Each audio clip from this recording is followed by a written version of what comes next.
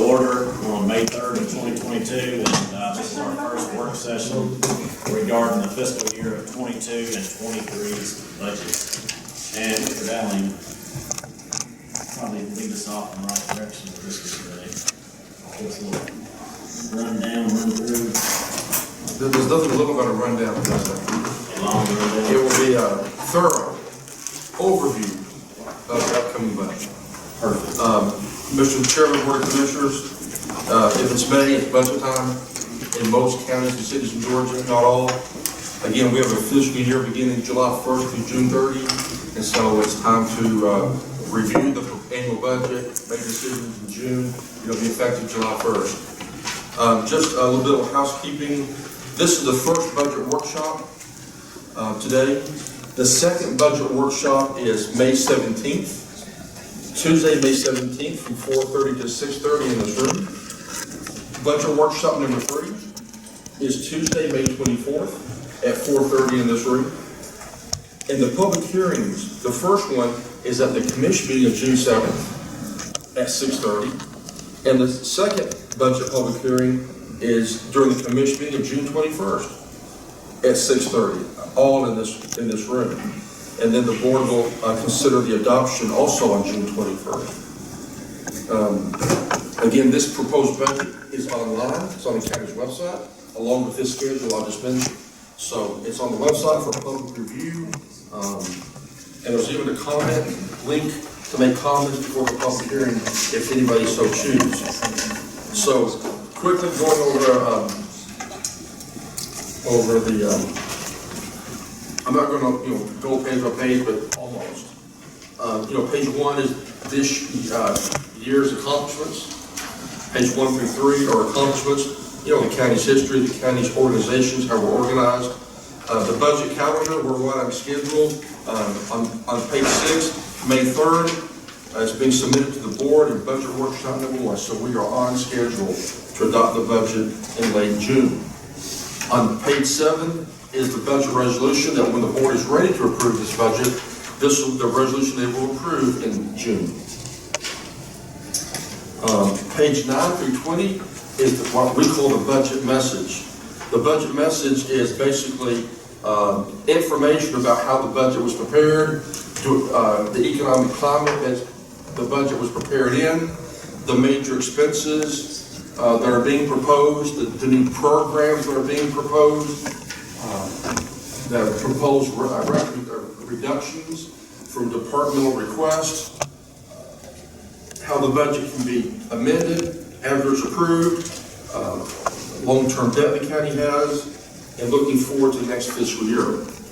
On page 9, I'm just going to run down what is the current local climate the county is experiencing right now. And the local climate, in a nutshell, is very good. Even though we're going through the end of we're approaching hopefully the end of the global pandemic. The first bullet point on page 9, the county's population is increasing. From 2020 to 2021, the population increased 2.8%. A lot of counties south of here cannot say that. A lot of counties in South Georgia are actually losing population. Harris County is growing 11% from 2010 to 2011, 2010 to 2021, and 2.8% from 2020 to 2021. So the county is growing. People are coming in here. They're demanding services. The second bullet point, single-family homes. For the last 3 or 4 years, the county has been issuing about 230 building permits for single-family homes. Again, it's a growing population. They need housing. The third bullet point, solid waste tonnage. That's indicative of a growing population. We're collecting about 19,500 tons per year, as compared to 18,722 tons last year. So that's a 4.2% increase in the solid waste actually being collected. Another indication of growth. Waterworks active customers. We're about 9,200 customers in Waterworks, as compared to 8,800 last year. That's almost 4% increase in Waterworks. Again, indicative of a growing population that are demanding services.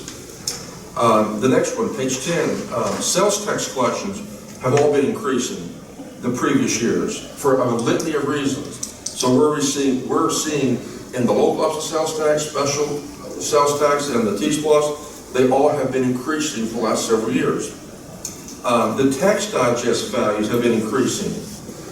In 2020, it was 1.3 billion. In 21, it was 1.4 billion. That's almost a 5% increase in 1 year of all the value of the county. This tax digest that's coming up, the tax notices, assessment notices will be going out in late May. The tax assessment office is saying for this tax year, he's predicting an additional 5 to 6% increase in property values based on recent sales. That's not a subjective number, it's a real number based on recent sales. So the county's tax digest value is increasing.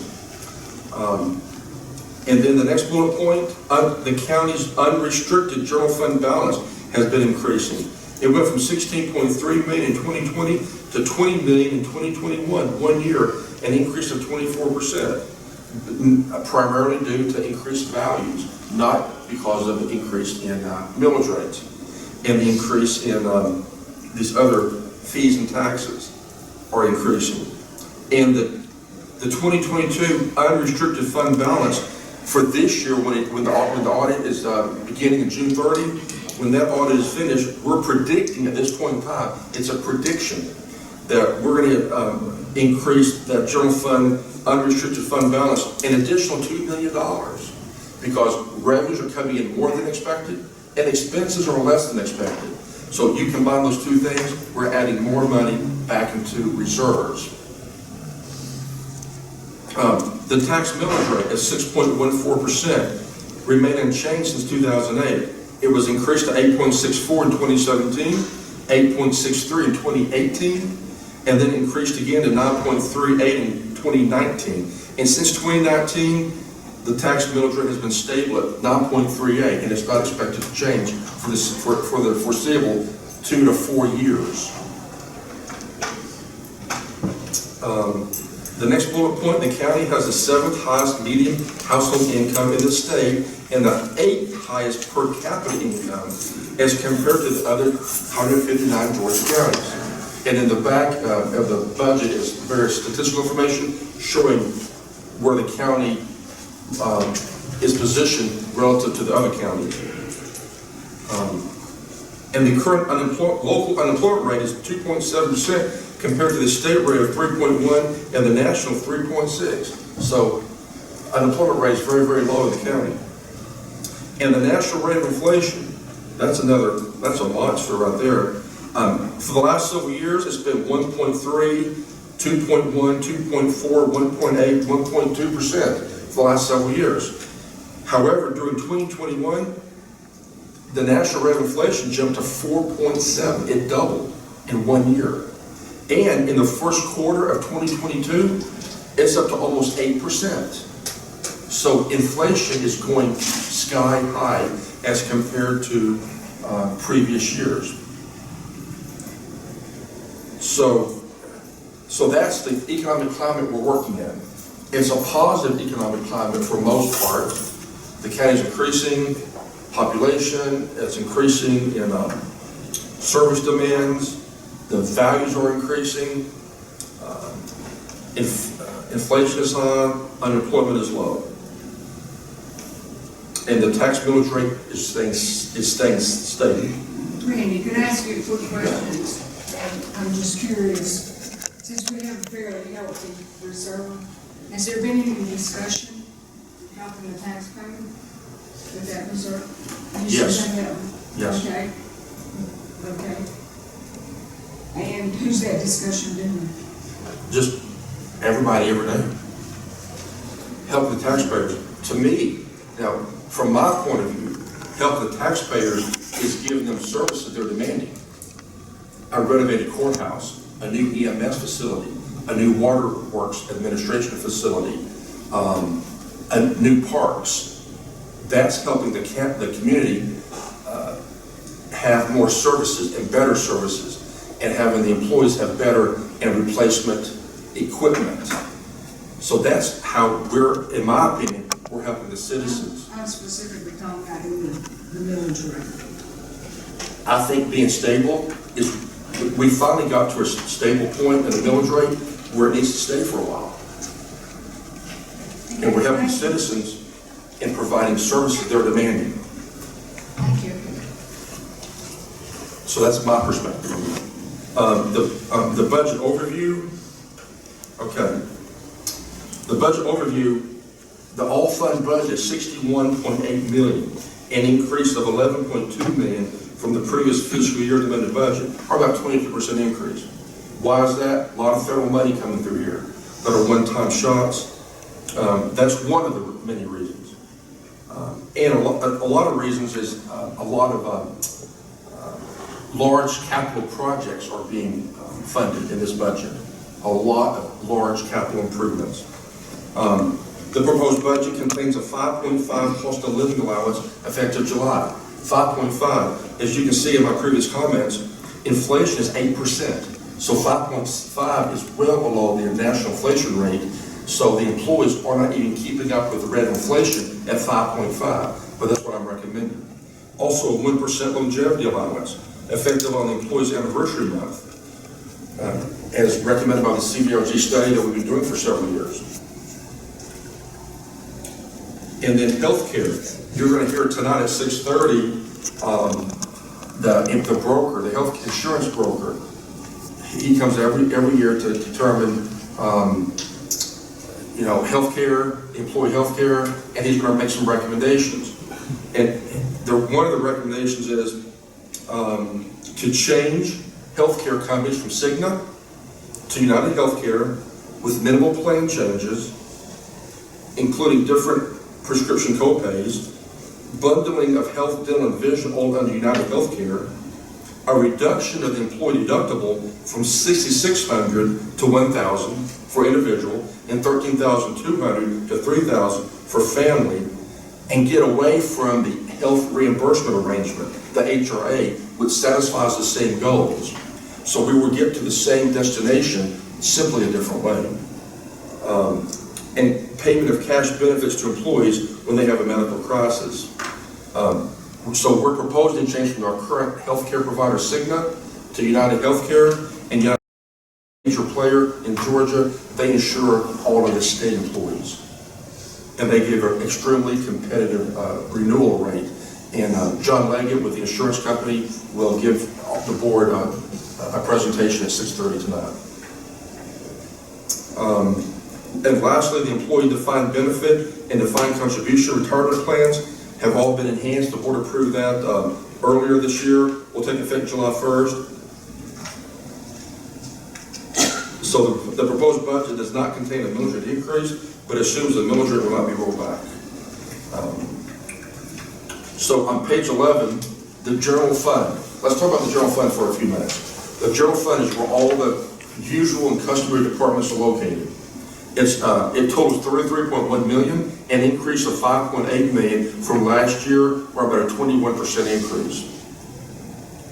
And it is being, this overage is being funded primarily through general fund reserves, as well as increased property values without a millage rate increase. So you can see, I'm not going to belabor the point, you can see among every department, the major expenses or the new expenses or the new programs that are being proposed. You can see administration, animal control, board of election registration, community center. You can see where all my recommendations, all the major recommendations are being proposed in here. So from page 11 to 20 are proposed new programs, new employees, new capital investments. And I won't belabor the point. But if you have any questions, stop me. I'll be more than happy to answer any questions. But again, this is one of two more workshops and 2 more public hearings. I just have a question on, under administration, $5,000 to continue to update the website. Yes. Is that update or replace? Will we get a new website or? We're working on a brand new refresh, an update, a complete new update. We got $12,000 in this year's budget and $5,000 next year's budget to do that, and we're working on it right now. It will be a complete update, a complete refresh. Are we outsourcing that, or We're outsourcing it, yes. We don't have the capability in the house to do all that back-end work. But once you go through any of these bullet points, be more than happy to answer any questions you all may have Which one of the chairs, where they are, in the other conference room? in the other conference room. And they'll be the same as these. I have one other question, under community development. I don't know, you want to say any questions now as we go through these, or you want to wait? or- Can we just stop and go down the page instead of jumping in? Sure. But today was going to be just a high-level overview. Right. Yeah. But Look, any way y'all want to do it. I'll ask you, you say wait till later, No. or answer it there. Under community development, we've had this part-time planner. So can you, or maybe Brian can answer, what are the things of value that that person has brought? And, do you think that that's enough to have a part-time planner instead of a full-time planner? I'd just like to know what, from the day-to-day operations, what are some of the positives and value added has that person done for your department? Well, it was Anna, but she's left and now it's Lee. And Lee's actually training another person to come on probably within the next 3 months, which is a girl named Megan. And So we contract with them. Right, we It's contract with Wood, position, yes. Not an employee. Correct. And so when COVID was going on, it was not that good for them to come, even their office, they were not allowed to go into their office, so they wasn't allowed to come here either. But now that those restrictions have kind of eased up, we're going to be seeing them in the office at least probably 2 to 3 times a month.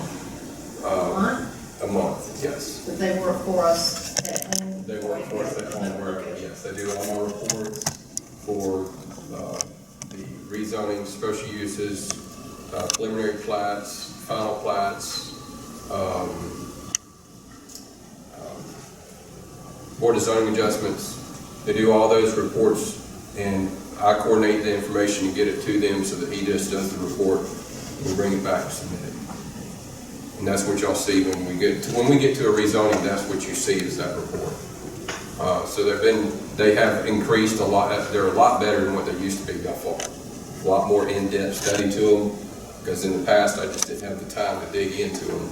But we answered the questions, but now he can dig into it a lot more than I can. But it's a very valuable asset in my opinion. And as far as hiring a full-time person, we couldn't afford it. You're talking about $75,000. I'm just thinking that at some point, if this person were a full-time employee, they would, and a professional planner, that would really make a difference in informing us of a lot of things about development that we may not understand or know about in our experiences. So I think a part-time is invaluable. Full-time would be better, but I think they're very hard to acquire. Well, Yeah, maybe very hard to acquire. let's just wait and see in a post-pandemic world Yes. what they're able to do for us part-time, and then at some Right. point in the future. I just think that's a valuable And with our position new, if it informs us. with the new UDC, we're actually requiring that there'll be meetings required for them to sit down with us on big project or on certain projects for sure, like PRDs, Well, that's the kind of, anything that's out of the ordinary. that's the kind of consultation Yes. advice that I would be looking for in the Right. planner. Right. That would look at all the kinds of issues that when people come to ask questions about development, they're saying, did y'all look at this, did y'all look at this, and they're all valid questions. But we haven't really looked in depth at them. I mean, that to me is what a professional planner would do and make that recommendation to us. Thank you.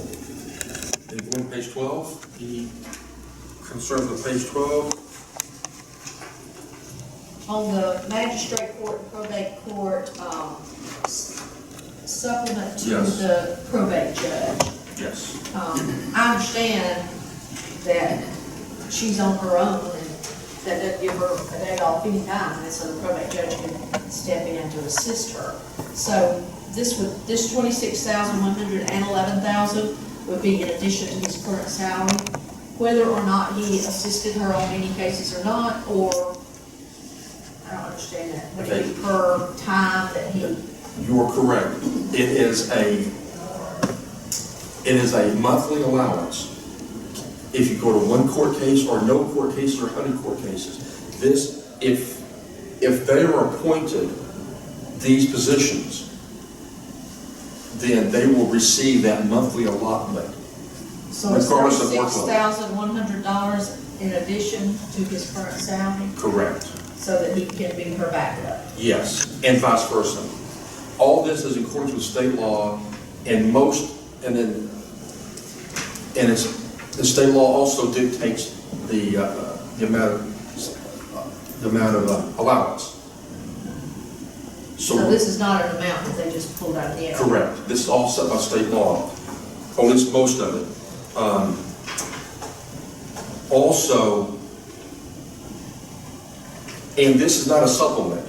So if each of these judges says, I don't want you to be my backup anymore, it all ends. So it isn't going on forever.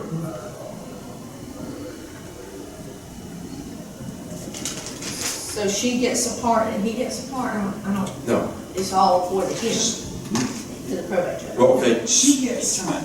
That's what I'm trying to figure out. So basically, She's the backup to the probate judge, correct. and he's the backup, so To she master would court get judge. 11,000, and he would get 26,000. No, they're both, yes, but they're both getting about $25,000 both each per year, and that includes salary benefits. Okay? Because why is it a difference? Why between the 11 and 25? Yes. The 25 is going from zero. The 11,000, we already got money in the master court budget for a part-time, so that's just going, That's already going. that's already the budget, so it's not the whole amount. Okay, so. So, but basically, if each of them or each other's backup, then, and they appoint these individuals to do this, they will get a $25,000 a year salary benefits in monthly allotments, regardless of where they're at. Per state law, but the board, each 25,000 each. But the board of commissioners, correct.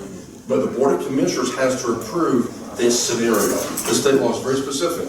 The board has to approve this arrangement. And once the board approves this arrangement, then they can name each other as their own backup. And then they will get this allotment every month, regardless of workload. And then, don't forget, in January, every elected official gets a $5,000 increase as dictated from the state. So who pays for it? The county. That's what I'm saying, I just want to make that clear. Mandate. So that would be in essence Funded $30,000 mandate. for that 1 year.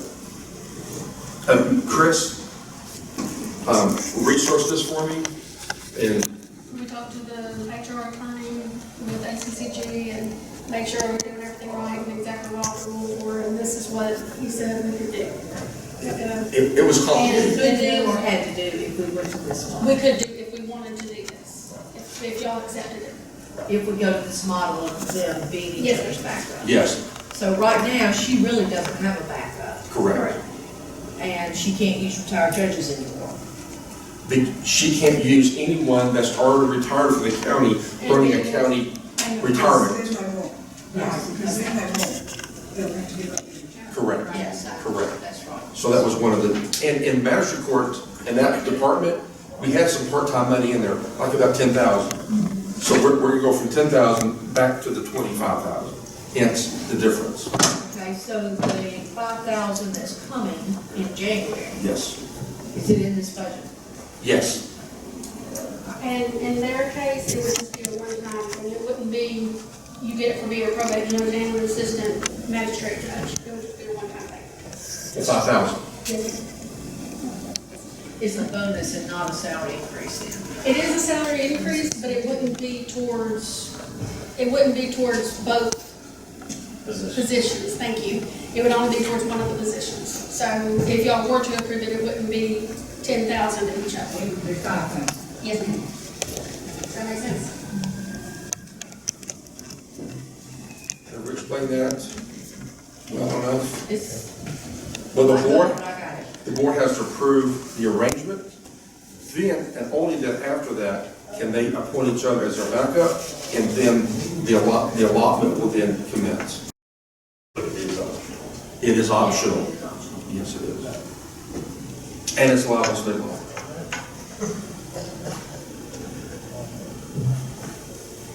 So anything on 12 or 13? On 13, we don't do anything else in the Public Works and Recreation. I want that 5-year plan. Look into the future and see, what do you see coming and what kinds of improvements are necessary. I think that for every single entity is so valuable and needs to be done. So I appreciate that. The way I see this, the county finally crawled out of a financial hole. We are now getting a baseline, and now I think we're now ready to start looking strategically in the future, that we are strategically taking a proactive approach and looking to the future that we couldn't do in the past because we just didn't have the ability. So did I miss it in any other department besides Public Works? Public Works, we're working on solid waste right now, and then Parks and Rec. That's it. And Those then that three. will be put together as a strategic plan, a county strategic plan, because it's coming from different. And then that will be in place when we review our comprehensive plan that's coming up year 5, or when we have to review that. They will work in harmony with each other. That, and Yes, that would inform that. yes. The only other question I have on 13 is, do you know where those security cameras in the sheriff's office are going to be located? No, he will determine that. Right now, there's 3 or 4 up in the county right now, and they are solving crimes. But they're just out in the county in Strategic places. strategic locations. I mean, I don't need to know where. I just didn't know if they were in the jail or in the No, courthouse. no, they're out on highways, Yeah, okay, Yeah. that's what I did. and they're solving crimes. That's correct. I mean, it's pretty cool technology. Yeah. Yeah, Big Brother's watching you. in more ways than you know. Okay, can we go back? Sure, anyhow you want to go. You know, I'm not the sharpest knife in the drawer, so that's why I like to go in order. Sure. On the board of elections, $4,500 for 2 signs? What kind of signs are you getting? Okay, we already got one side in. It was $90. Was how much? 90. That's what I'm saying, 4,500? Well, one is for a sign that's going to be at the front of the building. This is Board of Elections. One of our nice signs, it's about $2,800 for double face. And then one at the 27, GDOT made that for us for a heavily reduced price of $90. So you don't need the 4,500? No, maybe $3,500. All right. But I'm sure Cheryl could probably use $1,000 extra somewhere else in payroll, or, yeah. We've already received complaints about there not being big enough signs Right. Yeah. at this corner and on the building for people to know where to go. That's right, because if you don't know where to go when you drive up over Yeah. there. Right. So this will satisfy that issue. Page 11, 12, 13. Explain about the corner piece. The corner piece, that's, Yeah. oh, it's like the magistrate and probate, it's a little convoluted, but let's give it a shot. Okay. Joe and I have had many discussions about this, and I want to explain it from my point of view. Joe can explain it from his point of view, but hopefully we're on the same page. I think we are. Okay, the coroner's salary has been, for Harris County, this position is unique in every county. It's very unique. So in Harris County, the coroner's salary is set by local legislation. The last time this has been done was in 2008, where the General Assembly approved the coroner having a salary of $12,000 effective January 1st, 2009. The coroner is requesting the board, every year it seems like he asks this request. And we keep saying, the board keeps saying, well, it's going to be handled next year in the General Assembly. Well, the General Assembly this year did think about it. And they actually crafted up legislation, but it didn't get to a vote. So it went away for next year. But so The coroner's request is to implement what that state law would have been. And here's the ingredients is, the coroner's requesting, since the state won't do it, the board requests the local legislative delegation to introduce local legislation next General Assembly to increase his salary to what the state law would have been if it was approved, of $35,000 based on the population of the county category, allowing this elected official to select his method of compensating the deputy coroners, receiving all annual state granted COLAs, like the 5,000, for example, everybody's going to get on January the 1st, be categorized as a full-time employee, receive standard county benefits given to other elected officials, granting a 5% increase after completing each 4-year term of office, and having the county provide necessary office equipment. So this, none of this is in the budget. And so that is what the request is. The coroner's here to answer any details. Joe, how did I do? Pretty good. Pretty good. I'll take it. So Joe, how many hours do you work in a week? In a given week, it would be easier for me to say by case. How many cases do you work in a week? Well, over the year, we're at about 10 a month. Last year was 130 some odd. This year, until we get through the holiday stuff and all, because a lot of times come November, I hit 20 a month, November and December. It just depends. But in simple, death happens by population. And so the 130, 120, 130 is where we've gotten up to as our population has grown. Back when that local legislation was, I don't have the exact numbers, but I've looked back to when I first took office, and we were about 55 to 60 cases a year. So we've increased over that time frame up to 120, 130 cases a year. Each case, looking at it on the average, 4 hours from the time I receive the call to the time I get back home. Some cases drag on for days and weeks. Matter of fact, Saturday was a week ago, I met with a family who had had a death 33 months earlier and sat down with them for another hour and a half conversation.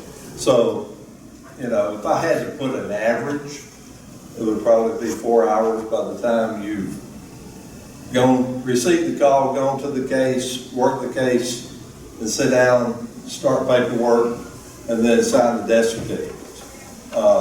But all those are different pieces. A lot of times, I'll spend a weekend on the computer. You know, literally 8, 10 hours on a Saturday, just catching everything up. And how many deputy coroners do you have? I have 3 deputy coroners right now.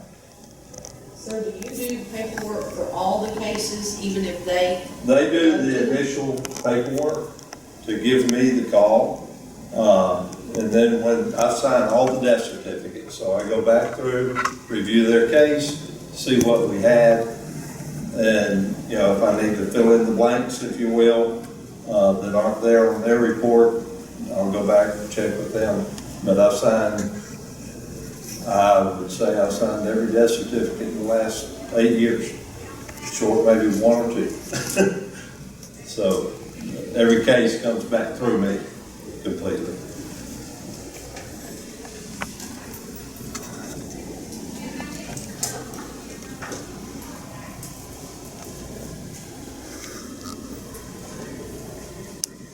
The way the current law stands, there haven't been any longevity increases or any increases at all since taking office, but based off of that 12,000. So No cost of living increases? there's been no cost of living, no nothing. I'm still sitting at the 12,000 a year as I was about 10 years ago when I took office. And of course, the caseload was just about that. More or less.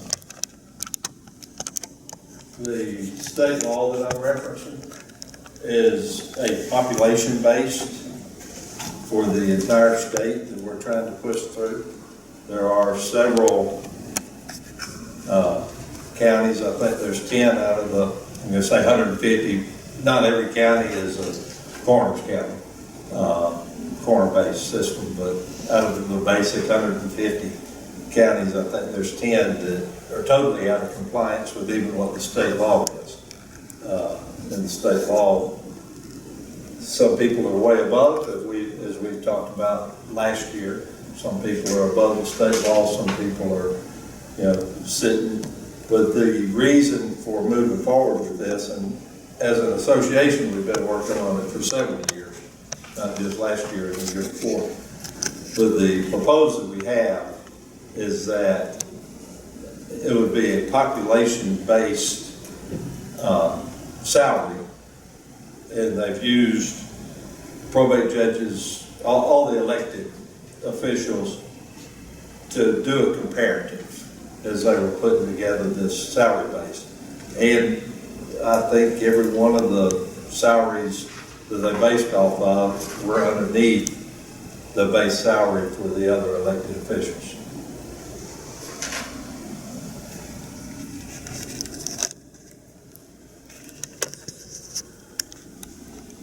Anything on page 12?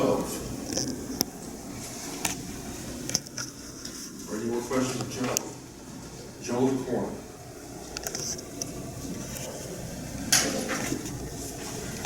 Page 12, page 13. A lot of moving parts here. The 500,000 for the development, you know, Yes. is there a plan for anything in other parts of the county that are growing? Yes. And Playgrounds for Moultrie and Page. Moultrie, I'm talking about down in the Fort Smith. We don't have any plans for new parks. Why don't we share the wealth a little bit? I believe we had an opportunity to have a park in that area. We didn't follow through with it. Over on the, I'm talking about the Mulberry Falls. Yeah, but that was more like a river type thing. They're talking about more like the ocean park. No, it's not, that's not the way I can. Well, we could easily develop a brand new park. My thought would be to finish what we got started and then start another one down in South County real soon. Buy a piece of land, a piece of land to me means, 50 to 60 to 70 to 80 acres and have a regional park complex built to determine quality standards. I was gonna say that you actually would consider 2 districts. Yeah. Down in there. If it's in the right location. Right, if you do District 2, District. It'd be really fun to build, to buy a piece of land at the location, or get it donated to the county, and then master plan it and build it piece by piece. That'd be a really fun project, and needed. Absolutely needed. Absolutely. And that's why the Parks and Rec master plan that's in the budget would bear out. With a professional consultant to bear those out and get us a right location and maybe a master planner for us. Anything that piques anybody's interest on page 13? These cameras for the sheriff's office, there's 12 security cameras. Those cameras, various locations, are those the ones that actually tie in together to be able to do a community stream? That ties in with the rest of there's other communities in the center where they use this, that other sheriff's department. Is that what these cameras are, or do we know, or? This is what they call the flock system. That's what it is. FLOCK, the flock system, where it's a little small camera, solar powered, to put up anywhere that's permanent, put up, installed. And when a car goes by, it activates the motion sensor, activates it, takes a picture of the license plate, and shows the car going by. So if there's any kind of crime going on, then that photo will be captured and can be analyzed. And these cameras, they all tie in together, though, right? I think so. Right. I think so. They're all Yes, because they're very small, very, very small cameras, and they go, they set on a pole, they're solar powered. Bobby, there's one at the entrance to the room. Right, and they were trying, I think there were some other locations that other There are subdivisions some that reached out to. locations. And we would put one, at the sheriff's request, put one in Elgin Park, to see who's coming and going. So if there's an incident, we know exactly who's coming and who's going, and at what time they came and went.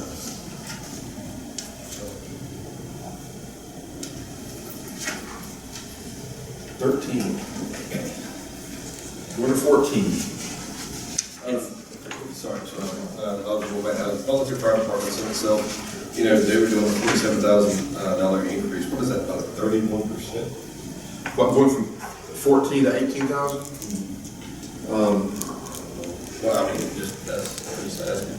I don't know what percent that is, but it's $47,000 total. When was the last time that we looked at this type? It's been a long time, years, maybe decades.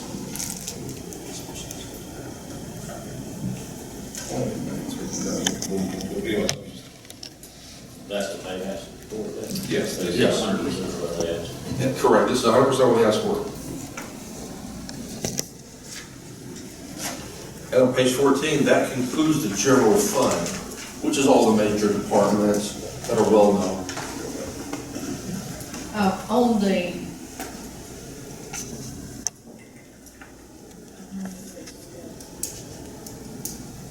where we're having the transportation, where is that?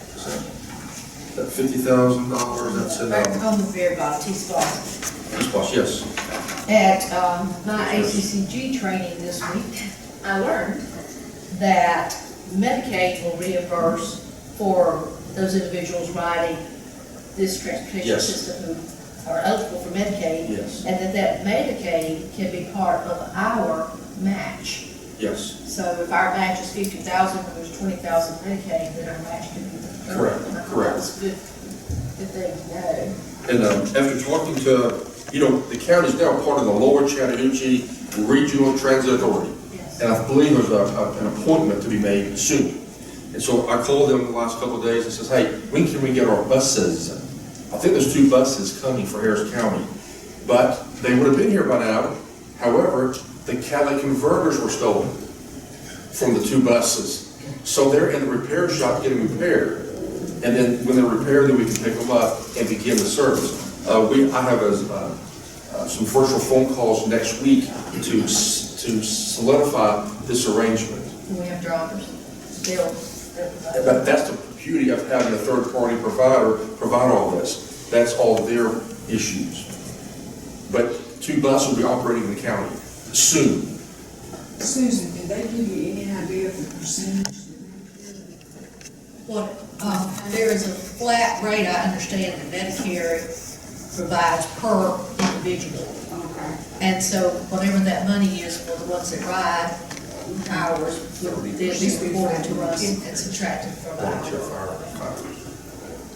And now that's my understanding, that was a general overview, so I'm sure there's more details.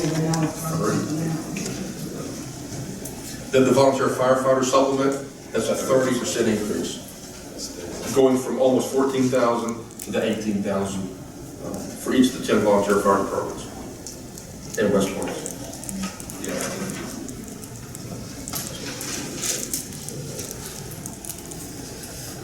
And going back to the art permit, is there, I know last time you said there wasn't any noise, but is there any more money, any kind of revenues behind that? It depends who you talk to, the next, well, the county's at the next phase of that ARP funds. Well, the first phase was 3.4. The second phase was another 3.4. I'm predicting we're not going to get it, and it is not in this budget. However, that can change any minute. Clint, are you hearing anything about the second phase of TARP? It's still federal law that we get it as of today. It's still, it will go out if by the end of May, they don't change the law. So right now it is, but I keep reading and hearing that they're fighting to not send out that second one from Congress. So that's And it would come directly to us. yes, just like the first portion. The law stated that within 12 months of the first allotment going out. The second lot would go out after that date, and that date was like May the 27th or something. Very late, May. So, I'm not predicting the second phase, nor is in this budget. But if we get it, we can amend the budget by 3.4 million and use it accordingly. And also the T-Splosh. This budget assumes it ends December 31st. And there's no money coming in this budget after December 31st of this year. When the T-Splosh passes, optimistic, when the T-Splosh passes, we'll amend the budget for the other 6 months. Making the budget even more than it is. So any projects that are allocated into the T-Splosh, hopefully, if it does get passed, does that money come straight out of the general fund? The bank for the money that would have come in from the fund? No. Okay. There's no general fund money in T-Splosh. None. The only T-Splosh here is reserves from T-Splosh.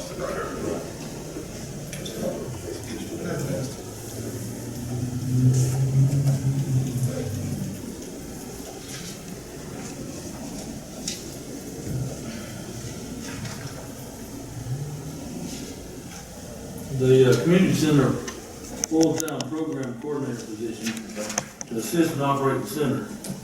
And I'm gonna assume, well, I'm assuming that's gonna be in addition to hiring a director or an assistant director.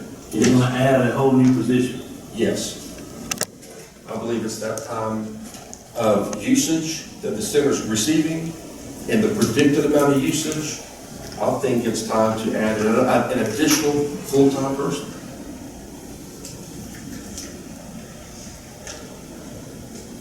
And the same thing in recreation. It's time to add an additional full-time person in recreation also to take care of Elgin Park and the Manowar Trail and all the other parks that we have. Of the $40,000 for the playground at the center and the $75,000 for the playground at Moultrie Park, I don't see any kind of playground at the soccer complex. There's probably ought to be one there too. And at the class that I attended, it was a Parks and Rec and Active Living class, and they have several $1 million out there for outdoor playgrounds as grants. And they also have $4 million in outdoor stewardship grants, which probably could help with some of this trails and stuff at Elsley Park. And I talked to the facilitator afterwards, and I got his name and number, and I'm going to get with Ashley and sit down and we'll check and see what all we need to do to at least apply for these grants. So that could help us with those, because we need the playgrounds at all three of those places. And if we get that outdoor stewardship, that could really help us out at some of the other places. Because we've been mentioning trying to do a garden at Elsley Park and make it like a community garden, and that outdoor stewardship would give us the grant and try to get that off the ground. And I mentioned, say if we're going to put the money into a playground to go into the soccer fields, we need to address those soccer fields too, as a whole.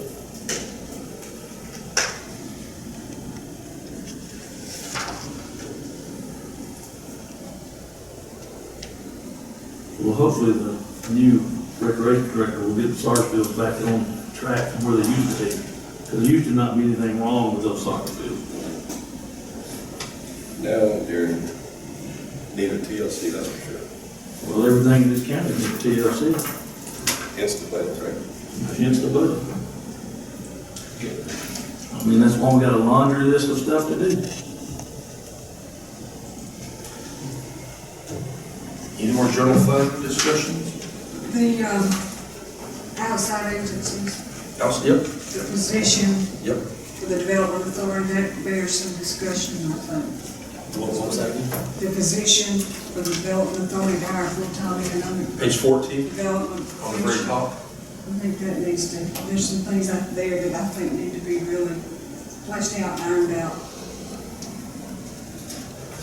But right now, there's $125,000 for the development authority to hire a full-time economic development person, professional, supervised by the development authority to establish an economic development office and promote and market the county economically. That's not being done aggressively or full-time. So, It's certainly needed. are we at the point where we need this position? Like the parks and community center? I It's believe being we're- done, but it's being done voluntarily. and ad hoc, and as we have time. Correct. But that's not the speed of business, that's the speed of government. So we're not competing, we're not even playing in the same game. Well, it's not a secret on some of the commercial that's come into the area that we've missed out because of not having somebody dedicated to the county. So I think that's a very beneficial position that we definitely need to, like you said, discuss and iron out. And we can flesh out all the minutia, all the little details, but that's the big picture, is $125,000. That's not that's salary, benefits, office supplies, mileage for a car, conference, copier, it's the whole department.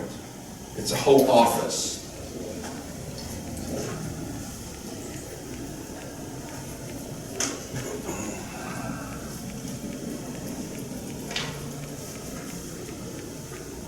Now, will that person, answer to the development authority, board, and not to the county manager or the commissioners? I would, That's one of the things we need. right, That I needs would to be prefer, discussed. It doesn't. I prefer appointing, letting it be appointed by the development authority, supervised by the development authority, and keep politics out of an economic development. Yes. That's how it works best from where I've been. If it's reported to me, then politics creeps in and confidentiality is lost. So if it reports to the development authority, I mean, it could be a county employee with county benefits and all the county benefits that we have. They can just be simply assigned to the development authority for them to supervise and control and direct. So that's a preferred arrangement. Yeah, but if it's under the county employment policy and they decide they don't like him, and fire him, it's still coming to us, because he can still appeal it to the commissioner, because he's part of the county employment policy. That's true. So you're not completely putting him out, or her. A lot, a vast majority. Or just give the development authority $125,000 and they can go hire by contract their own people. That would be a very easy, clear cut. Give them the money, let them sink or swim with it, and have no county attachments. Except for the fact that we gave him the money. Except for the fact we gave him the money. Door contracting, just like we give to the library, the senior center, the health department. It's a common arrangement. But if we're going to get in the economic development game, which I think we are, with 1.8 million getting a pad-ready site, if we're going to jump in the economic development game, we got to have this. If we're going to play ball, big ball, we got to have this. And this is not a It's a start. I made the budget as small as I could, and it's still big. It wouldn't be enough to provide benefits for anybody, everything else. I don't think so. But Which is why the person could be in. But however, like, this person could be a development authority employee working up under the umbrella of the chamber that has cheap benefits. Okay, so Yeah, there's several ways. there are several ways to skin this cat. There, It just needs to be. if the board wants to pursue this, we can easily get it accomplished.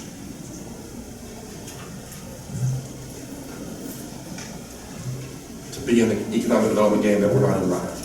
Absolutely. I just think we need more discussion. We got all of May and all of June. Morning, night, and weekends. To me, this is Clint and I having fun. If you can believe that. I'm glad y'all enjoy it. enjoy it too. I love it. It's putting a jigsaw puzzle together. That's what it is. Plan together. Is everybody ready to exit the general fund? And then the special revenue funds, there's actually a decrease of last year of over $600,000. The highlights is the CARES ARP grant and the 911 system. And again, this is already things the county has already obligated themselves to when they got the first phase of the ARP funds. So this is simply a continuation of that. I'm glad to see the generator in there from that one. Yes, it's fine. We never heard from the grant, did we? It's been 4 years. We called up there 2 weeks ago. We're still working on it. I said, thank you very much. I'm never going to call back. It's a waste of time to talk to that state GMA agency on something that we applied for 4 years ago, and they can't tell us anything. So we're moving on. They said they're working on it. You always say government's supposed to go slow. No, it's designed to go slow, Well, there you go. I guess but they're not going slow. 4 years. Hey, Gee, maybe they're Klingons and their 4 years is really 2. or that's dog years. Okay. What it helps remove some liability. Now, road patrols that take 4 years. For God's sake. Don't get me started. No, it took 15. That's right. But once it started, it's going lightning fast. But again, the ARP grant funds and 911, we're ARP, that's what we've committed to. We're just continuing all those projects. And the 911 fund, they've never been able to produce enough revenue themselves. It's not designed to, so the general fund has to help it out a little bit. It keeps going up and up and up. The $50,000 for the radio core repeaters. For Yes. 911, is that just replacing existing? There's no augmentation I to, think those are replacements. was there even discussion to try to augment what we, in addition to what we are? I'm going to defer the 911 director when he comes for the next meeting. Okay. I know enough to be dangerous.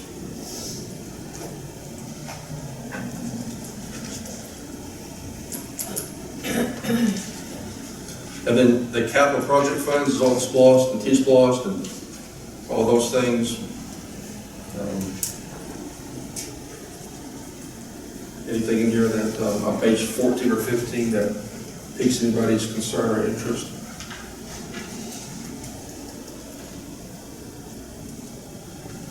Under the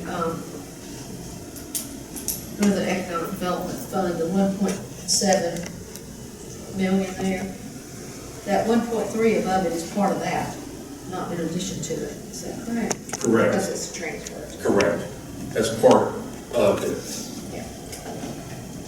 So SPLOST 19 is paying for 1.3 million of the 1.7 million. The balance is coming from that one Georgia grant of $500,000.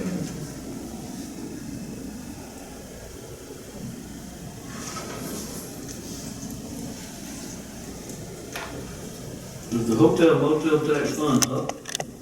Yes, way up. I mean, I didn't think that we were getting that much.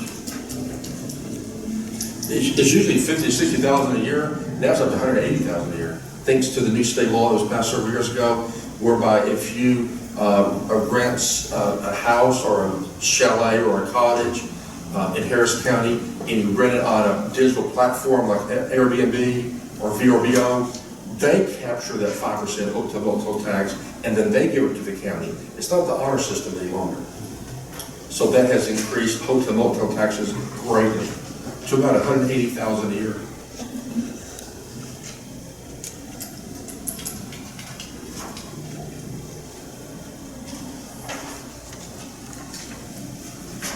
$14 or $15, anything. Again, this is on budget report shot number 1. We got plenty more time. When we leave here, call, come by. Clint and I will be able to answer any questions, anything at all. Page 16 is the enterprise funds. We have 3 of those: airport, solid waste, waterworks, and now wastewater fund. The wastewater is part of the waterworks. Anything in the enterprise funds that piques anybody's concerns or interest? The bullet point that says the county will receive $619,000 reimbursement from GDOT, do we know that that's going to come in this fiscal year? Yes. That budget? Yes. Because I know sometimes they're delayed in their reimbursements. As soon as we do these projects, we will get that reimbursement like within a month. So it's quick. And then we had all the discussion about extending the roadway, That is a long-term project. so that's not this next year. No. And we've been talking about this since I've been. It requires a lot of triggers and thresholds that we're not at yet. But we did get the land. No. We did not get the land.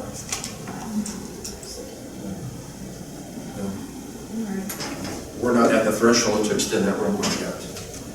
Maybe five or 8 more years. I mean, it's a very long-term project. But the airport is recommending, they wanted me to say, the airport committee is recommending the board construct 20 additional T-hangars to satisfy ongoing demand. That's not in this budget, $2.5 million. That's not in the budget. If we did that, then the payment would need to be in the budget. Yes, but we can do some debt financing. Go get a loan. Now, a year ago, we could have got a very low interest loan. Those days are over. We missed the boat. Now they're up to 4 to 5%. We could either use debt financing over a 20-year note or pay cash. But the airport committee actually made a motion that it was unanimously approved to recommend to the board to construct 20 additional T-hangars to satisfy ongoing demand. So our consultant, Lead Edge? is in agreement with that recommendation? Yes. Yeah, I spoke with him down at the conference about that. We have a waiting list. Doing a lot of business We have a waiting list. If we built 20 T-hangars, they will be leased the next day. At a higher rate because they're new. I believe it.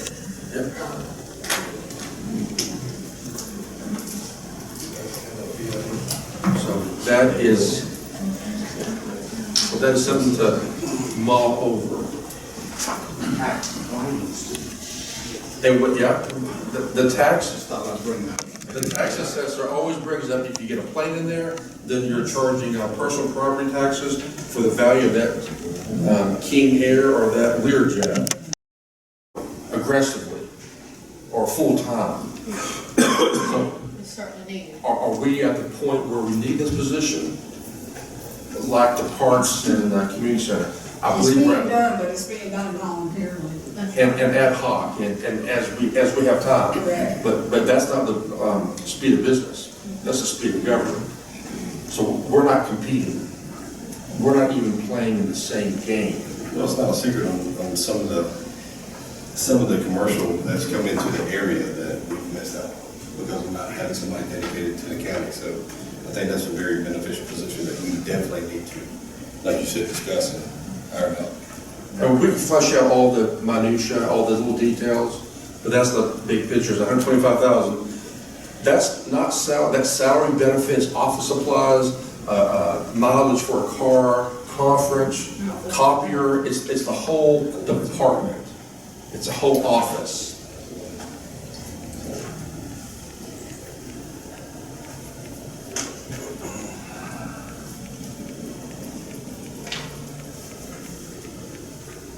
Now, will that person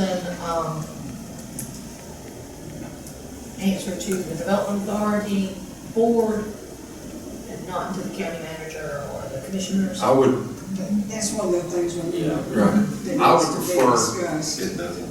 I prefer appointing, letting it be appointed by the development authority, supervised by the development authority, and keep politics out of an economic development. Yes. That's how it works best from where I've been.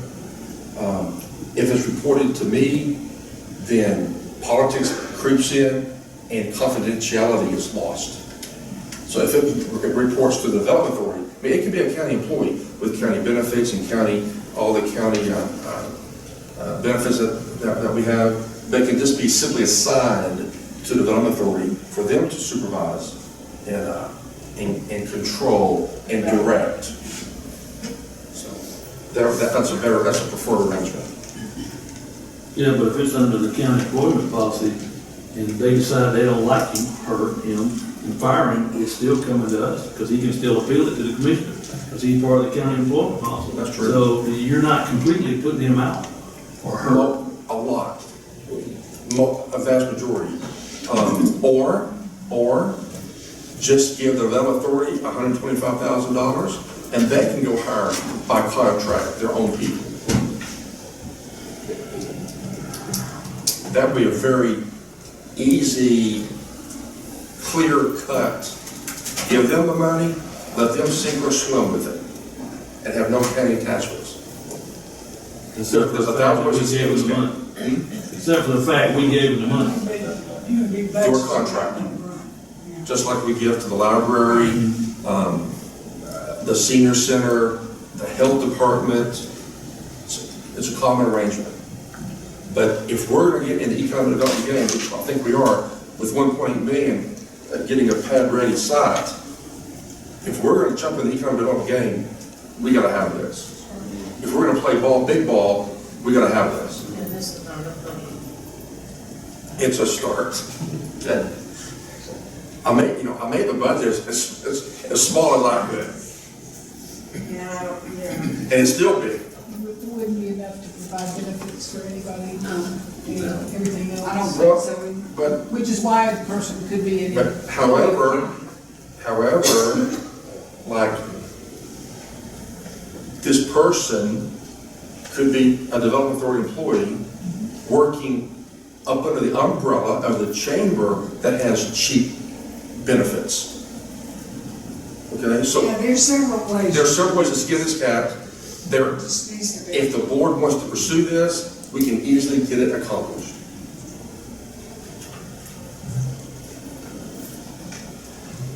To be in the economic development game that we're not in right now. Absolutely. I just think we need more discussion. We got all of May and all of June. Morning, night, and weekends. To me, this is Clint and I having fun. If you can believe that. I'm glad y'all enjoy it. I enjoy it too. I love it. It's putting a jigsaw puzzle together. That's what it is.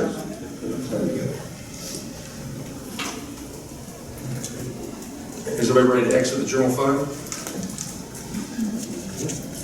And then the special revenue funds, there's actually a decrease of last year of over $600,000. The highlights is the CARES ARP grant and the 911 system. And again, this is already things the county has already obligated themselves to when they got the first phase of the ARP funds. So this is simply a continuation of that. I'm glad to see the generator in there from that one. Yes, it's fine. We never heard from the grant, did we? It's been 4 years. We called up there 2 weeks ago. We're still working on it. I said, thank you very much. I'm never going to call back. It's a waste of time to talk to that state GMA agency on something that we applied for 4 years ago, and they can't tell us anything. So we're moving on. They said they're working on it. You always say government's supposed to go slow. No, it's designed to go slow, Well, there you go. I guess but they're not going slow. 4 years. Hey, Gee, maybe they're Klingons and their 4 years is really 2. or that's dog years. Okay. What it helps remove some liability. Russell Trolls that take 4 years. God said. Don't get me started. No, it took 15. That's right. But once it started, it's going lightning fast. But again, the ARP grant funds and 911, we're ARP, that's what we've committed to. We're just continuing all those projects. And the 911 fund, they've never been able to produce enough revenue themselves. It's not designed to, so the general fund has to help it out a little bit. It keeps going up and up and up. The $50,000 for the radio core repeaters. For Yes. 911, is that just replacing existing? There's no augmentation I to, think those are replacements. was there even discussion to try to augment what we, in addition to what we are? I'm going to defer to the 911 director when he comes to the next meeting. Okay. I know enough to be dangerous.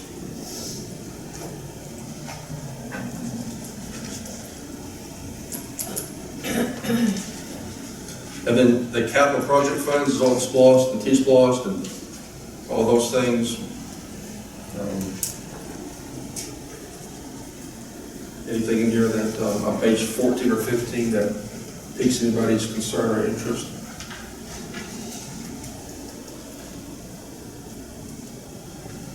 Under the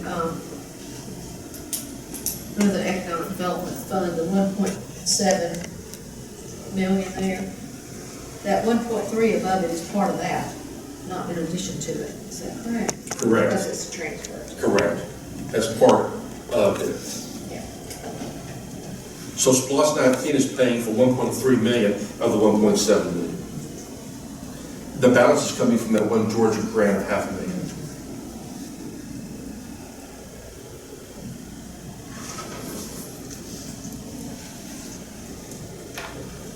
Is the hotel motel tax fund up? Yes, way up. I mean, I didn't think that we were getting that much. It's usually 50, 60,000 a year. Now it's up to 180,000 a year, thanks to the new state law that was passed several years ago, whereby if you grants a house or a chalet or a cottage in Harris County and you rent it on a digital platform like Airbnb or VRBO, they capture that 5% hotel motel tax and then they give it to the county. It's not the honor system any longer. So that has increased hotel motel taxes greatly to about 180,000 a year.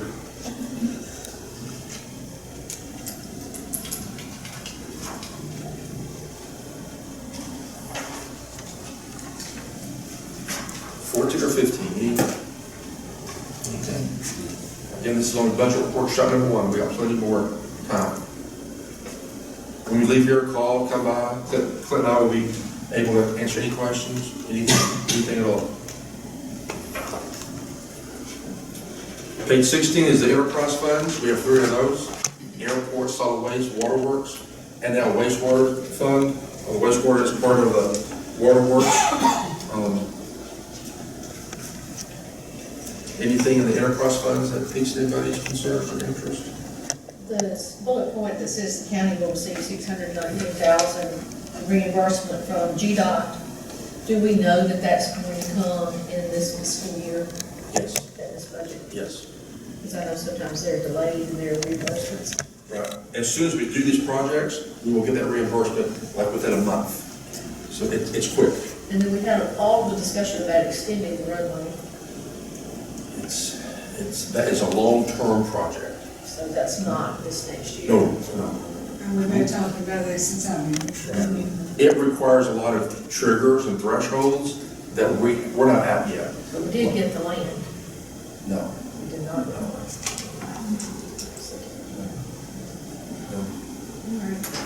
We're not at the threshold to extend that roadway yet. Maybe 5 or 8 more years.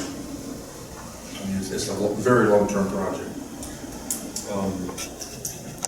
But the airport is recommending, they wanted me to say, the airport committee is recommending the board construct 20 additional T hangars to satisfy ongoing demand. That's not in this budget, $2.5 million. That's not in the budget. If we did that, then the payment would need to be in the budget. Yes, but we can do some debt financing. Go get a year ago, we could have got a very low interest loan. Those days are over, we missed the boat. Now they're up to 4 to 5%. We could either use debt financing over a 20-year note or pay cash. But the airport committee actually made a motion that it was unanimously approved to recommend to the board to construct 20 additional T hangars to satisfy ongoing demand. So our consultant, Lead Edge? is in agreement with that recommendation? Yes. Yeah, I spoke with him down at the conference about that. We have a waiting list. Doing a lot of business here. We have a waiting list. If we built 20 T hangars, they will be leased the next day. At a higher rate because they're new. I believe it. Yep.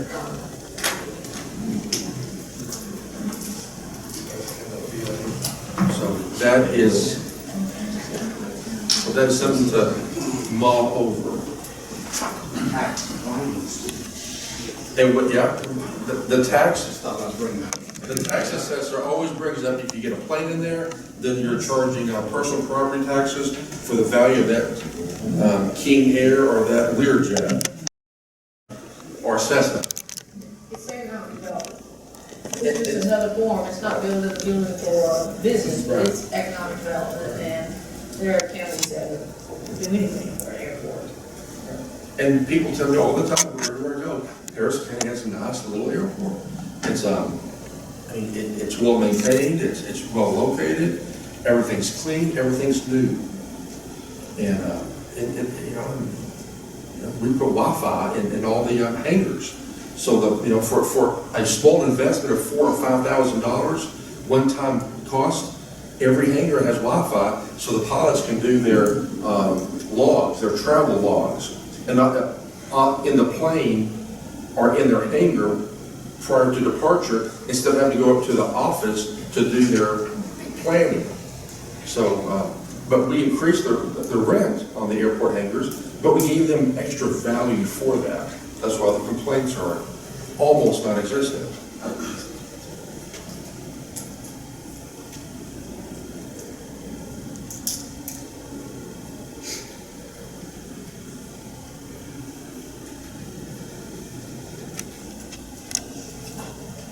So the tipping fees for solid waste, we'll have a new contract, but we don't know what that is at this point. No, the 5-year contract ends this November. So It's been 5 what years. kind of a percentage increase did you put in here for that? No, it's going to be. 85%. Because right now we pay like $26, $27 per ton. And as of 5 years ago, a lot of the haulers, a lot of the landfills have gone out of business. So there's not a lot of competition out there for landfill space. And landfill space is a commodity. There's not a lot of competition for landfill space and hauling. We pay about $27, $25, $26 a ton right now. And when I talk to the provider, Waste Management, I said, what do you think if we went out for bid? We're going out for a bid. He said, well, who are you going to send it to? I said, I don't know. There's nobody to send it to. We called this one company, oh, we don't do that anymore. Or we don't haul it anymore. But you can come dispose of it. Well, we got to get it to you. But the company we do business with now does both the hauling and the disposal. But they subcontract out the hauling. They don't do it. Waste Management is a haul trash. They have a subcontractor. And those guys, they're like us. They're having a very difficult time in finding city-owned truck drivers. And so we may need 3 or 4 pickup tractor-trailer loads picked up, but we can only get 2 a day. When we need 4 a day. So they have to double up the next day. So it's a problem everywhere.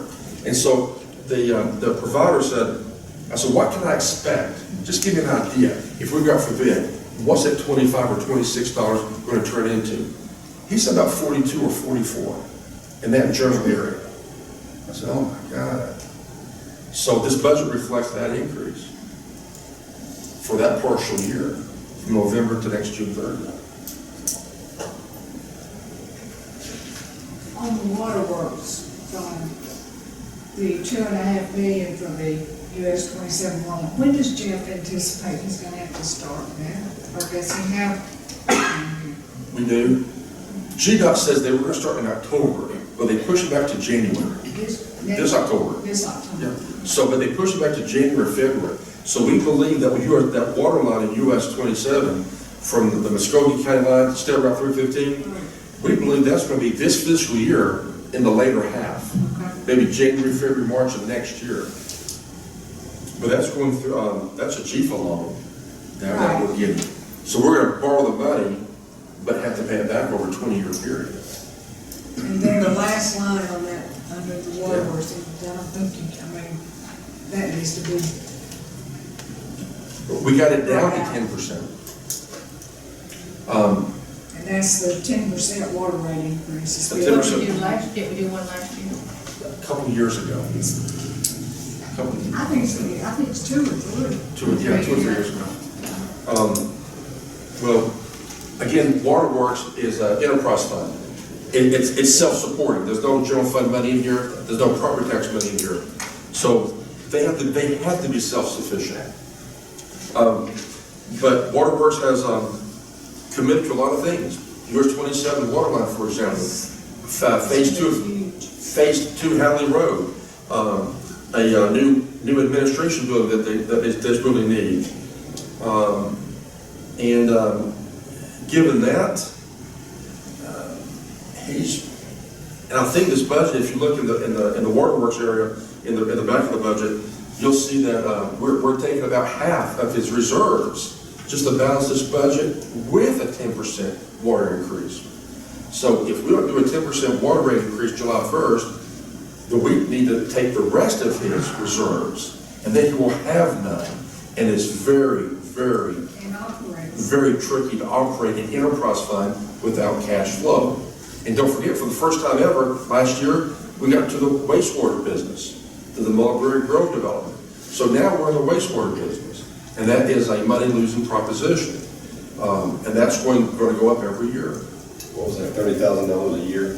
Now it's up to $80,000 a year. It's $80,000. I think in the budget, if we look when we go in the back and see all the details, this is very summarized.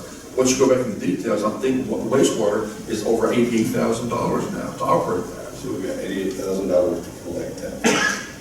But yes, we collect the tap fees and give 100% back to the developer per the contract. That's right. So we pay $88,000 to give it right back. And we have to maintain the system and pay Columbus to treat the wastewater per the agreement.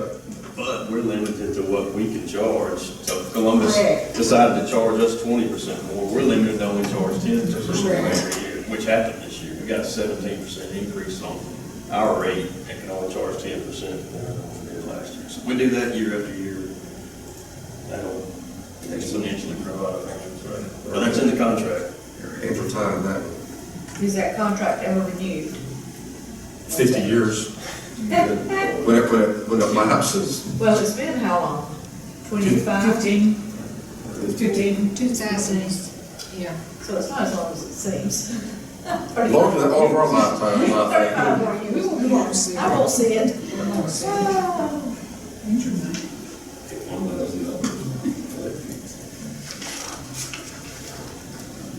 Which makes you question getting in the sewer business more, unless we do our own. But going alone is very, very, very, very, very, very, very, very expensive. Yes. Haven't you already read those numbers preliminary? Yeah. Was that around $40 million? Oh, no. Higher than that. Higher. To build a wastewater plant would take about, I don't know, in today's dollars, $50 million, and about 10 years of permitting time and construction. Very slow. Permitting, but you gotta find the right piece of land that will discharge either a land application system, which is old school, or discharge into a creek that has a body of water that flows properly. So it's a strategic assessment of getting the right piece of land in the right location, designing this behemoth, building it, permitting it, and then operating it. I mean, give me 10 years, give me 8 years, and 50 million. Sure. And we only have 2 creeks probably. That have the flow that can sustain that, yes. You just can't put one of these things up where there's free land. It has to be analyzed. Very expensive, very time consuming.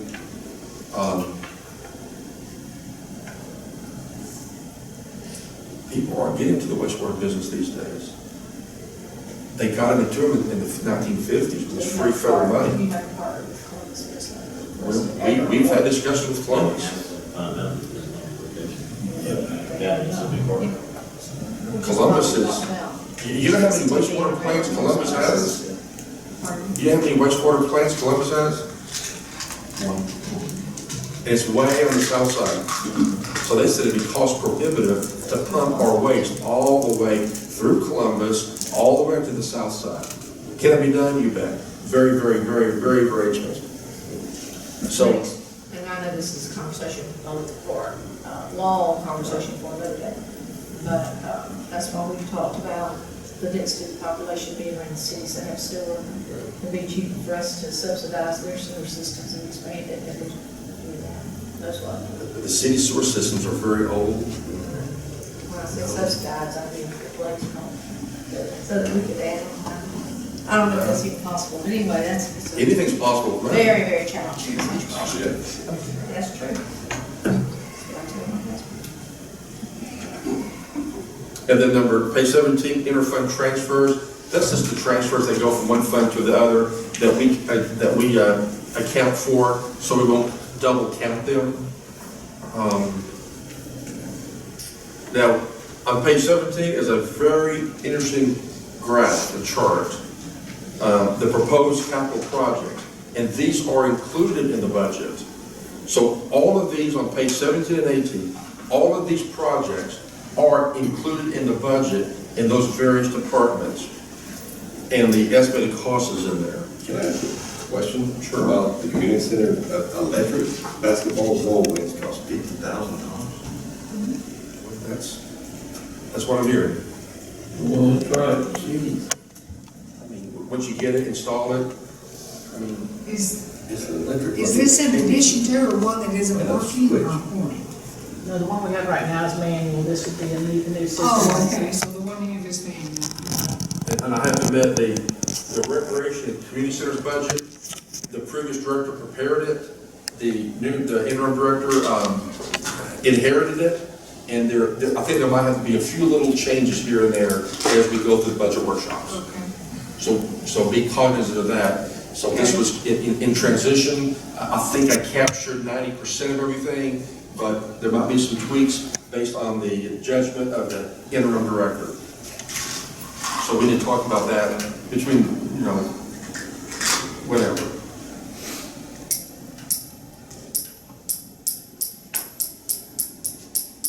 And some of these projects are carried over from last year. Like on page 18, you can see there's 1, 2, 3, 4, 5 items that were approved and purchased this year, but we're not going to get them until next year. So they've been carried over into this budget. And that's what those are doing. Vehicles that we ordered June, and we might get them this September at best. And what about those vehicles that the sheriff's requesting that we pre-order now in May?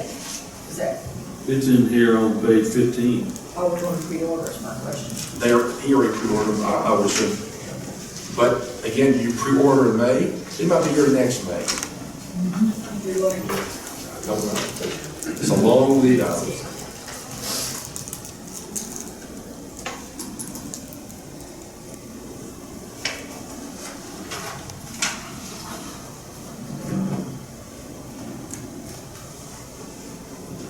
So this is an interesting graph on, so proposed capital projects included in the budget, 22.6 million of capital project.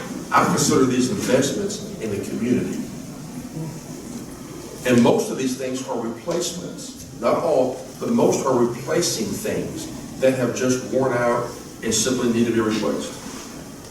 Nothing new, just replaced. It's about time we did it.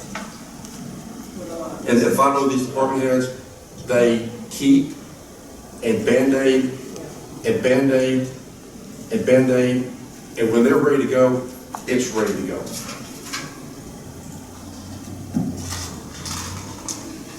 The 18,000 for the construction and administration for the Hadley Road water line installation phase, that just a design where it's going, because we got 300,000 to complete the Hadley Road water line project phase 2, which is a distance of 4,000 linear feet. So what's the 18,000? That just, Construction administration. To supervise the construction, to make sure it's installed properly by the engineer.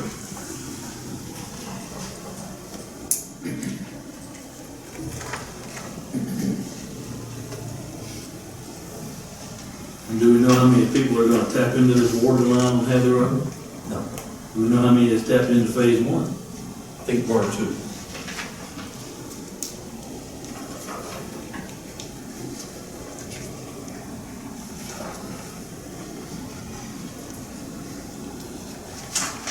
page 19 is my proposed reductions. You know what the total amount is of your deductions. A little over $1 million. Top paragraph, page 19. So I'm proposing over $1 million in reductions. And, some department heads just can't go for some of these. So as every year, you'll have them come up here and say, hey, can you put that back in for me for bona fide and justified reasons?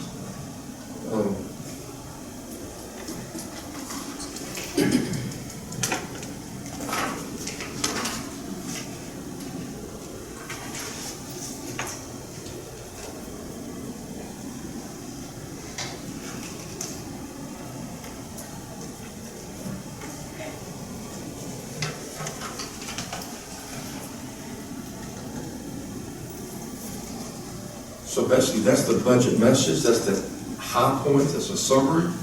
On page 21 is a blank page, that's for all the changes, and I was optimistic to keep it just at one page.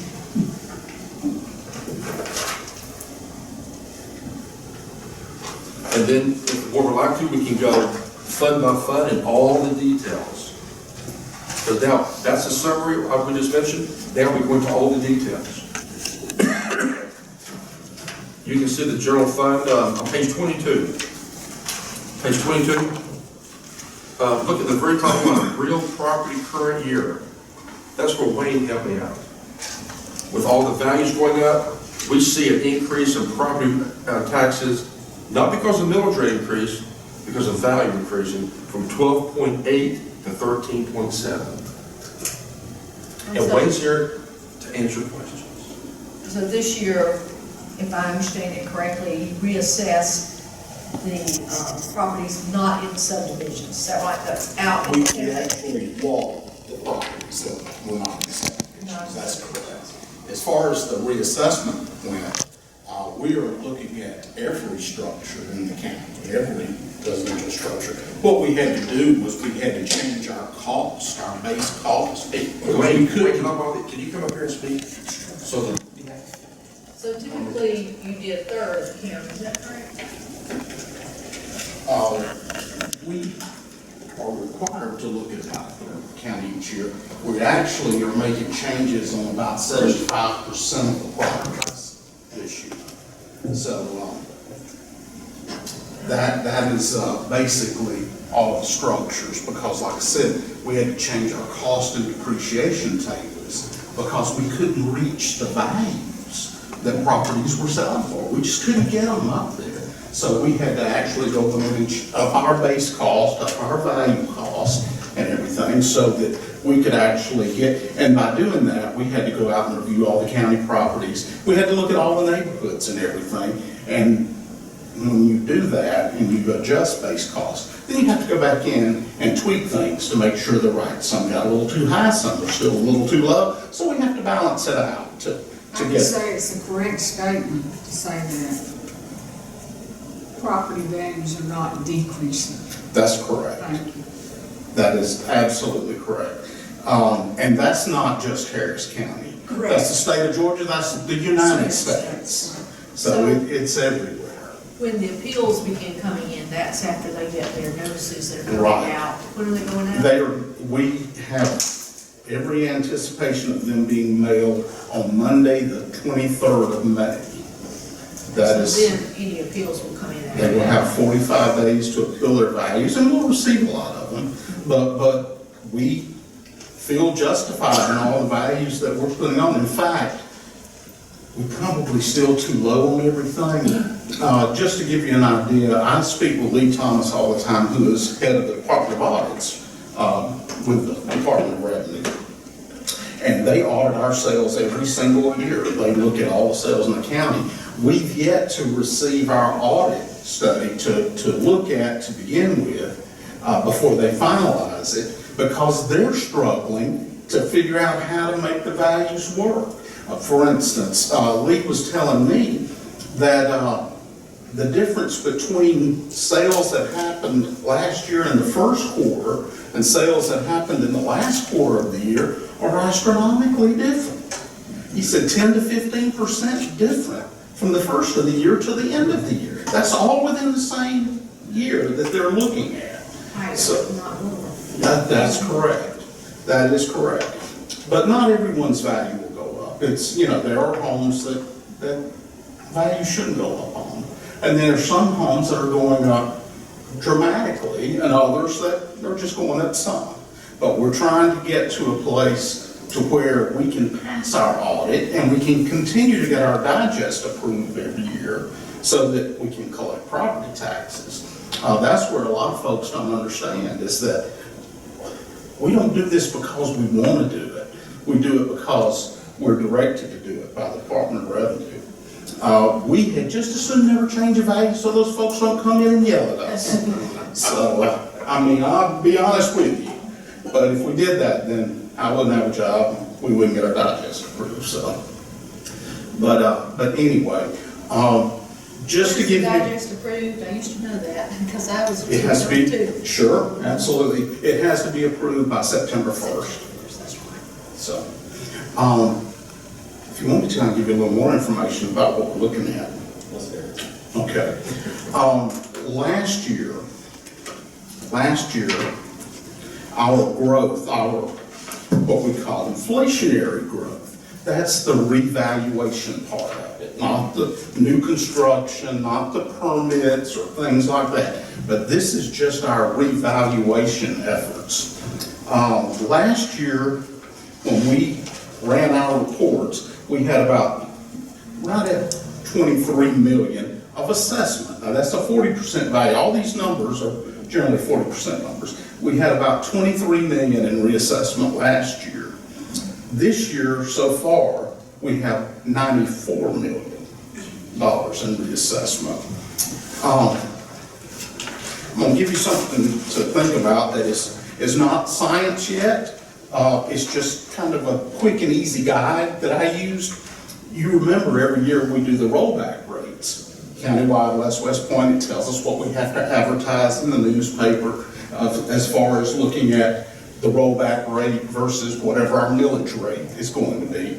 Well, last year we had to advertise that we were going to raise the millage rate 1.8%, or we were going to raise taxes 1.8% above the rollback millage rate. Even though we didn't change the millage rate, they were requiring us to roll it back because of reassessment. Well, what I did is I looked at the same numbers from last year, took the same report, so it's last year's report, but all I did was change the reassessment number in there and put the new reassessment that we have thus far. And based upon that, we're at 7.2% above the rollback right now. Now that can change because other factors go into this, such as homestead exemptions, conservation use, forest land, all of that. So that can change all that. But like I said, that was just a quick and easy way to look at the overall picture. So that's where you're hearing some of these numbers and so forth. And frankly, someone asked me, do you think this inflation, with inflation going up and all that, it's going to slow the or actually reduce values or keep values from increasing as much and all of that? And that there's probably some truth to that. It could slow it down a little bit, but in my opinion, and what a lot of other economists think, is that this isn't going to change. The property values aren't going to change until supply can catch up with demand. And right now, we still have 4 bidders for every one house that comes on the market. And that's the situation. I can promise you probably 30 to 50%, somewhere in that range, of the properties that were listed this past year sold above Yes, the list price. yes. And 2 in my neighborhood, both were above 15,000. Sure. Above asking. That's happening every day. And so I've never seen a market like this. Back in the early to mid 2000s, we had a strong market, but it had gradually gotten that way over the years.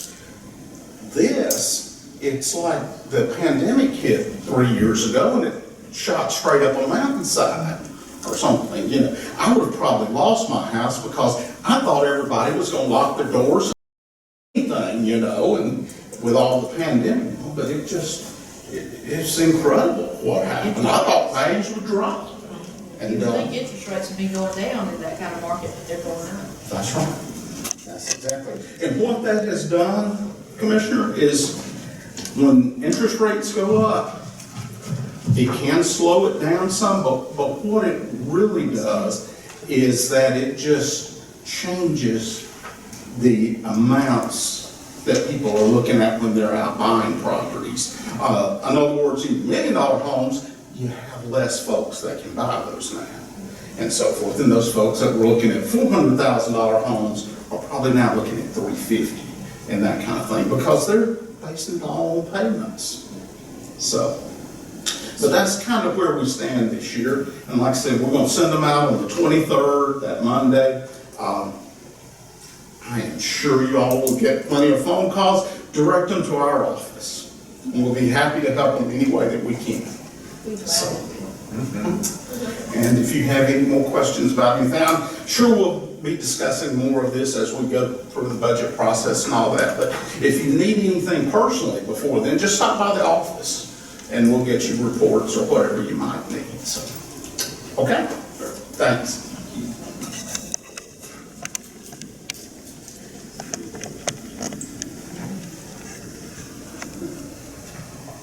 You know, again, on page 22, that real property current year, the first line, the amended budget for this year is $12.8 million. We've already collected over $12.9 million. And the fiscal year isn't over yet. But all the tax bills have gone out, so it might, a little bit about trickle in, but so far we're at $12.9 million.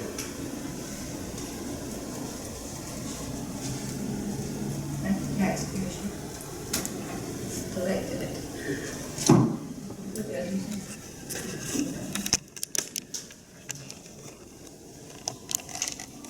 And you can see the other revenue sources besides taxes, losses and permits, intergovernmental revenue. The big one here is LMIG. Page 23, charges for services.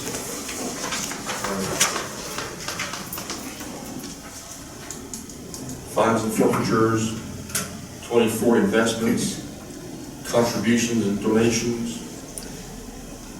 Miscellaneous, and other financing sources. That use of reserves, that's a balancing act. On page 24, the very bottom, use of reserves, the little over $5 million, 47,000, that's the balancing act. So if this budget was perfect, we would anticipate getting out of reserves over $5 million. If revenues came in just perfect and expenditures were just perfect, we would take out of the 20 million reserves, $5 million. To balance this budget. But we're going to put almost 2 or 3 million in by June 30. So we might have 22 minus 5, we're back down to 18 or so.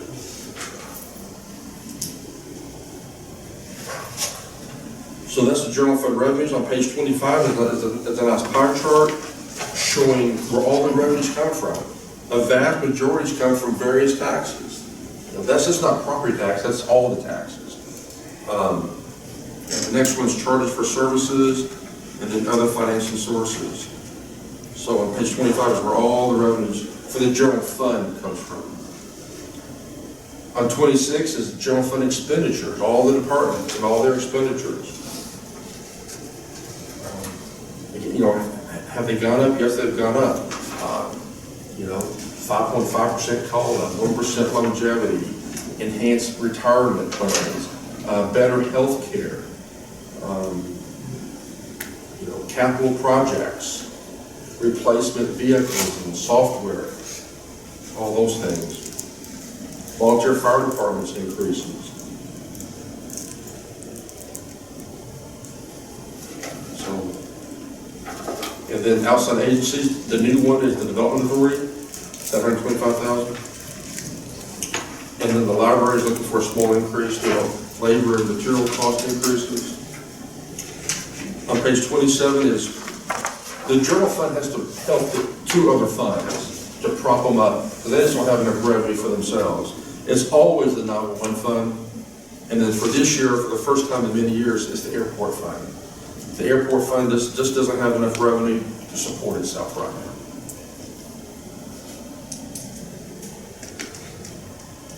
So the pie chart on page 27, where's all the general fund expenses? People, salary and benefits, 15% of the entire budget is salary and benefits.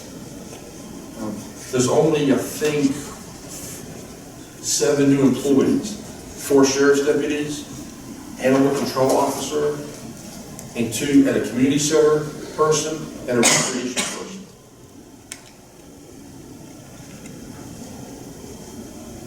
So a vast majority of the general fund expenses is salary and benefits of workers who work for the county to get the job done. And page 28 through 89 is just every department and all the line items in that department.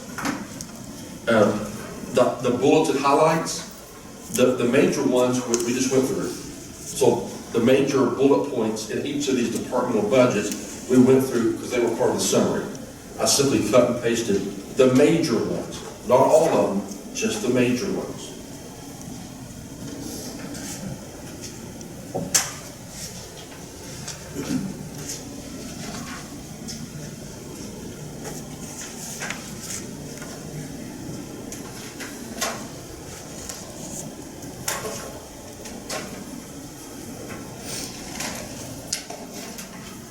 We can just flip through. If you have any questions, just let me know.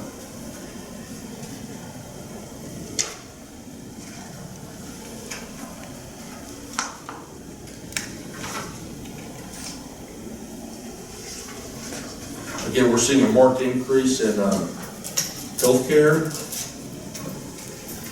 retirement, and gasoline expenses.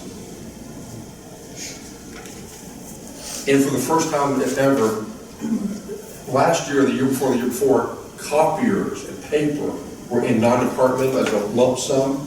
Now we have the capability, and we have sprinkled that expense throughout all the departments to get a better idea of all the departments and how much they cost. The goal of the budget, in my opinion, is to see how much does a department cost to run per year. So we try to put in all the expenses into all the departments. And so a catch-all is non-departmental, but we're chipping away at non-departmental every year. And this year was copier leases have now, and copy paper have now been put in each individual budget that has a copy.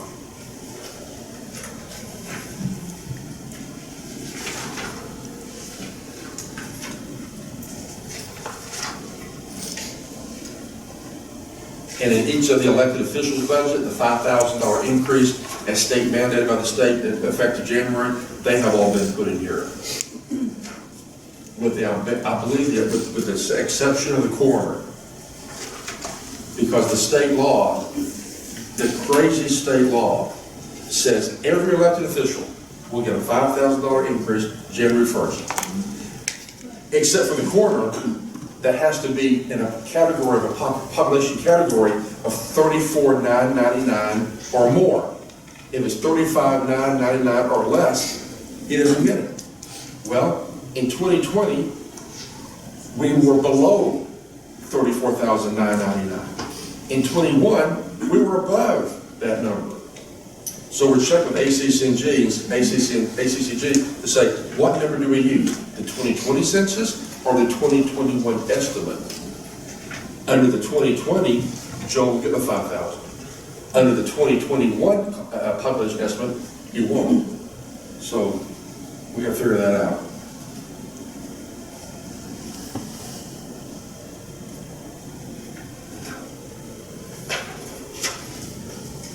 You know, 34 board of elections. We're only going to have one election this fiscal year, and that's next fiscal year, and that's going to be the general election during November and a possible runoff during December. So it's going to be a very short election cycle this upcoming year.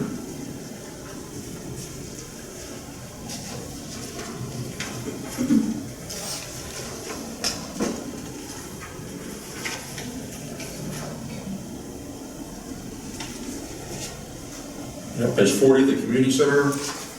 Again, there was an exterior playground at the center. $500,000 to replace the HD humidification system, also known as a pool pack. Will $500,000 be enough? No. But it's a start. Because that dehumidification system has been down for several days now, waiting for a motor. And it was delivered today, tomorrow. And this motor was $8,000 to $9,000. But, so we had to spend $9,000 to get a motor. That's a huge motor. It needs a crane to put on top of the roof. And so we got to fix, we got to spend $9,000 to fix the dehumidification system to keep it running until we can get one of these bid out and install. But with supply chain issues, it might be a year before we get one of these. Correct me if I'm wrong. When we decided that we were not gonna have membership fees, did we say that we're gonna look at that again after a year? Yes, we're gonna look at all membership fees. And a new part of the budget is in the very back section, is all the fee schedules for every department. And one of them is the membership, all the fees at community center. And we're recommending to update and increase only 2 of the fee schedules. Waterworks, EMS. Okay, and on EMS, and I haven't gotten to that. Sure. Yeah. We can go back there if you like. Yeah, where is it? Okay, section 8, page, and it's highlighted in yellow. The changes. And when it comes to EMS, what is that? They're in alphabetical order. So page 171. 171. So, page 171 is the EMS fee schedule. In your back pocket of your budget, in the back pocket, is the old existing schedule, and then that's the new one in highlighted in yellow. The EMS is more of an update than an overhaul, and the EMS director is here to answer any questions to increase those fees. Page 171. Bucky, how do we stand on collection of these things? We are at about 84% as of today, according to our accounting office. That's pretty good. Yes, ma'am, we're ahead of schedule. We budgeted $850,000 for reimbursement, and we're ahead of that. Okay. So, I think we'll surpass it by the end of the year. Won't be much, maybe 900,000, something of that nature. We use a private billing company because we have to withstand scrutiny with Medicare and Medicaid. That was gonna be my next question. Right, we pay them 6.5%, that's really low rate of what they recover for us, but they do all the Medicare and Medicaid audits, any federal audit, that's a big deal when you're talking about HIPAA and federal money. The lady, the CFO that is in charge of our billing company, his name is Carol Gray, ran in and Clint, both met her several times. She doesn't miss much. When the private pays go up what they'll pay, she recommends a fee change. Okay, so how does that impact somebody on a fixed income? It really doesn't. Because with Medicare, which is senior citizens over 65, Medicaid, which is people not in a good medium income, we are contractually obligated to the federal and state governments to take what they allow us to get. And then if they have a rider like Mutual of Omaha or Aetna, it'll pay a portion, but we write off a lot of that contractually. We also have a thing in place where somebody is just a straight up cash pay. They don't have anything, we'll take $10 a month and they won't get turned over to collection. We're a subsidized service and understand it. Thank you. Yes, ma'am.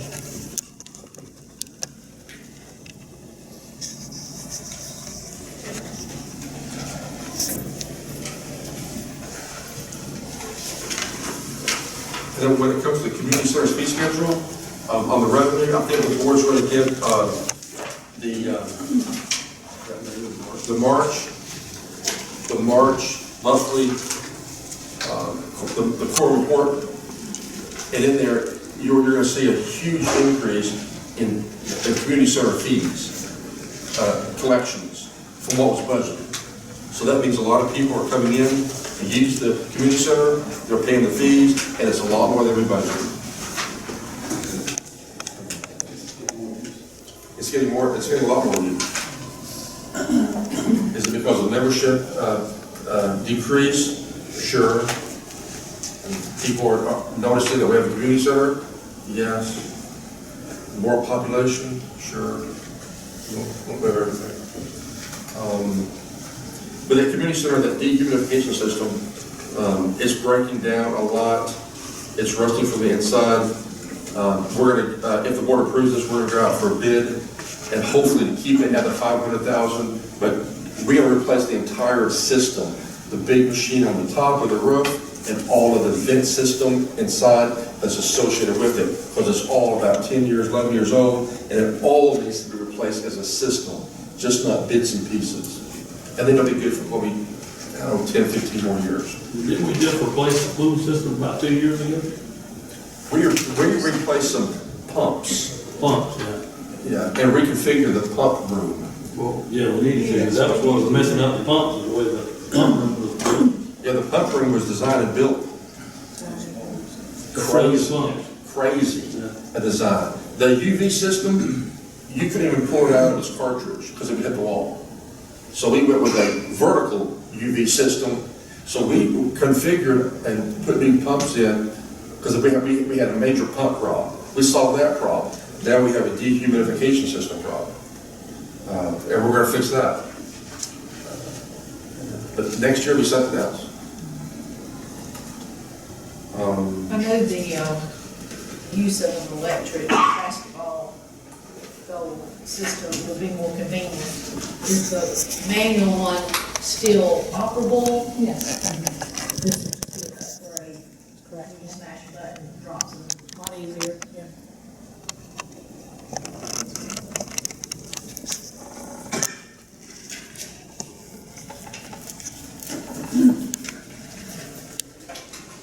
Any other questions on this?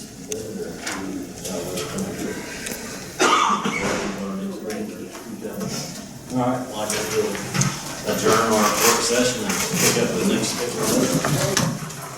May 17th, May 17th, what time? 4:30, in this room.